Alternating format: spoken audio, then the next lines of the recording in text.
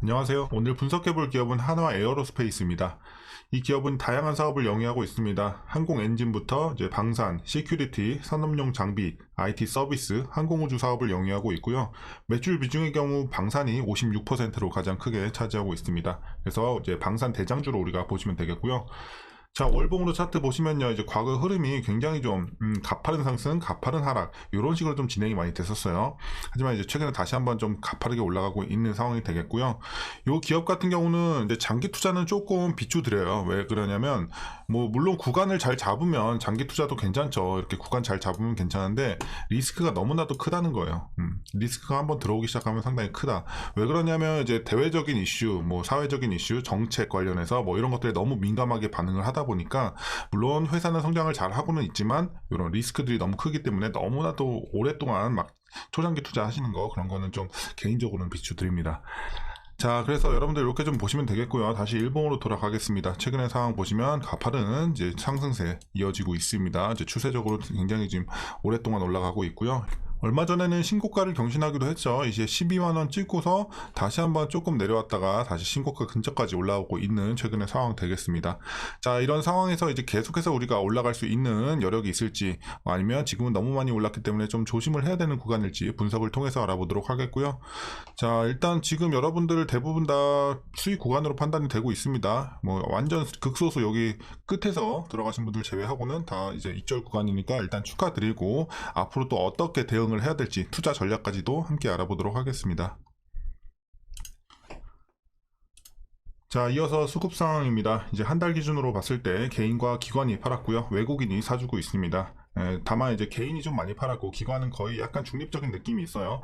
자, 하지만 이제 최근에 상승의 힘을 보태고 있는 게 또 기관이 되겠습니다. 이제 기관이 연일 팔다가 최근에 다시 한번 5거래일 연속으로 좀 들어오고 있습니다. 그래서 물론 외국인이 많이 사주고 있는 건 계속해서 당연한 거지만 일단 기관이 힘을 좀 보태고 있다는 면에서 이제 상승세가 조금 더 가팔라지고 있다 이렇게 보시면 되겠습니다. 자, 이어서 공매도 비중 보시면요. 이제 공매도 비중 괜찮아요. 굉장히 좀 안정세 타고 있고, 과거에도 그렇게 높진 않았어요. 과거에도. 그렇게 높은 편은 아니에요. 거의 다 한 자릿수 기록을 하면서 매매 비중 양호하다. 자, 그리고 대차 잔고도 상당히 좋습니다. 이제 과거에 이제 100만 후반대에서 이제 500만 대까지 올라가기도 했었거든요. 얼마 전까지. 근데 이후에 가파르게 내려가고 있습니다. 그 배경에는 이제 급등세가 있겠죠. 주가가 급등을 하다 보니까 대차 잔고가 내려갈 수밖에 없는 점. 굉장히 지금 양호해지고 있습니다. 그래서 공매도 비중은 공매도 우려는 전혀 없다. 이렇게 보시면 되겠습니다. 자, 이어서 동사 재무제표 분석 시작해 보도록 하겠습니다. 2018년도 매출부터 확인해 보시면요. 이제 4조 4천, 5조 2천, 5조 3천, 5조 5천, 6조 5천, 8조 9천. 자, 한 번도 눌린 적이 없어요. 꾸준하게 매출 우상향하고 있는 점 상당히 좋습니다. 그리고 영업이익도 마찬가지예요. 매년 우상향하고 있습니다. 매년 증가세를 보이고 있고 특히나 올해 굉장히 좀 가파르게 오른다.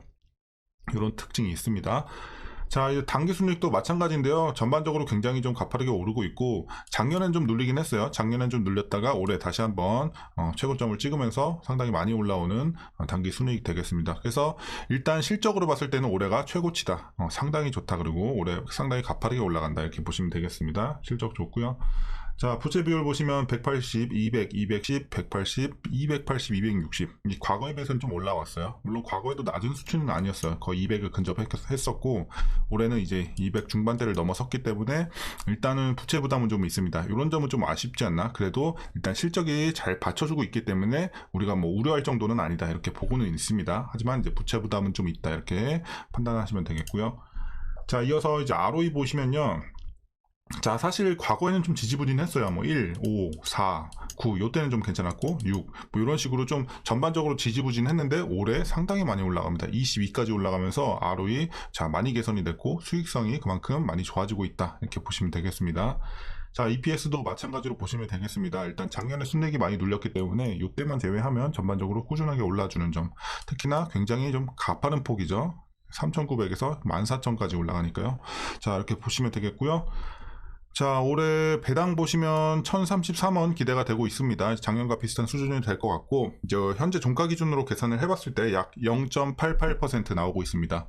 지금은 주가가 너무 많이 올랐기 때문에 이제 배당 수익률은 낮아질 수밖에 없고 배당 메리트는 그만큼 좀 떨어질 수밖에 없는 건 사실이에요. 하지만 이제 주가로 보는 수익이 많으니까 이런 거 좀 여러분들이 참고하시면 되겠고 자, 마지막으로 올해 추정 PER은 8.16배, 그리고 PBR은 1.69배 나오고 있습니다. 그리고 현재 주가 상황.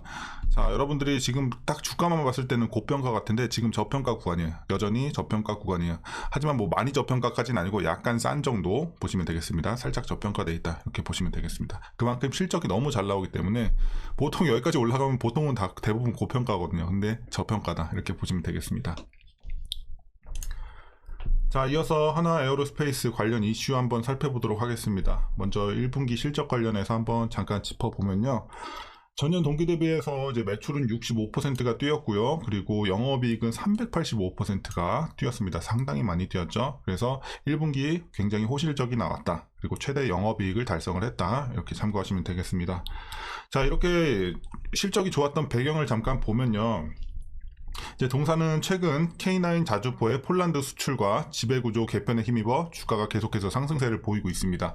특히나 또 이제 세계적인 이런 배경이 좀 있는데 방산 수요가 이제 세계적으로도 좀 늘어나고 있고 러시아와 우크라이나 전쟁이 지금 장기화가 되고 있잖아요. 굉장히 오래 지금 진행이 되고 있고 그리고 이제 중국과 대만의 갈등, 미국과 중국의 패권 경쟁에 따른 신냉전 체제 등 이런 각국의 군비가 좀 증가를 하면서 이제 수혜를 좀 입었습니다. 이렇게 보시면 되겠고 또 한 가지 좀 호재가 있었던 배경이 뭐냐면 이제 우리나라 정부가 민군 기술 협력에 2027년까지 1조 5천억 원 이상을 투입하기로 했습니다. 그래서 산업 대전환 초격차 프로젝트의 핵심 분야에 방산을 포함시켰습니다. 그렇기 때문에 이런 기대감이 계속해서 좀 커지고 있다. 이렇게 정리하겠습니다. 그래서 이런 배경 때문에 최근에 호실적 기록하고 있고 동사도 마찬가지고 다른 방산주들도 이제 좋은 흐름 이어가고 있죠.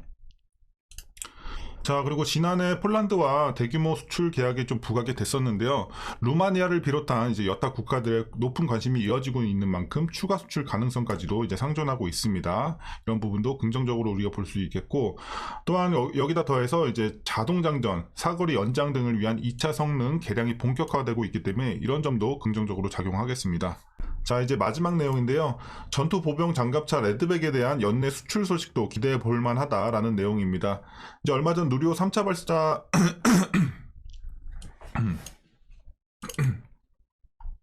자, 이제 마지막 내용인데